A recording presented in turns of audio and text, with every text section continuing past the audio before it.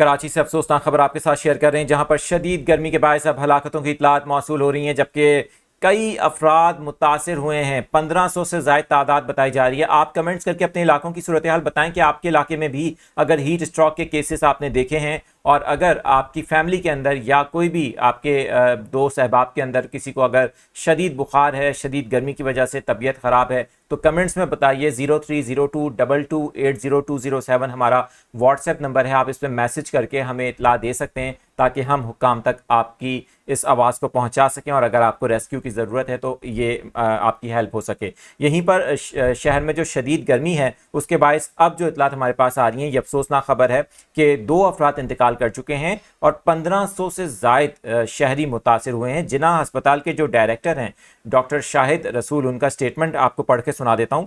उन्होंने बताया कि दोपहर 2 बजे तक ये तादाद 200 के करीब थी जो केसेस रिपोर्ट हुए। वहीं पर शाम के वक्त 400 से ज़ायद जो आज़ादारान थे, वो जो एम ए जिन्ना रोड पे जुलूस निकला हुआ था 10 मुहर्रमुल हराम के सिलसिले में, वहाँ पर उनकी तबीयत ख़राब हुई, कई अफराद बेहोश हो गए, उनको फौरी तौर पर हस्पताल मुंतकिल किया गया।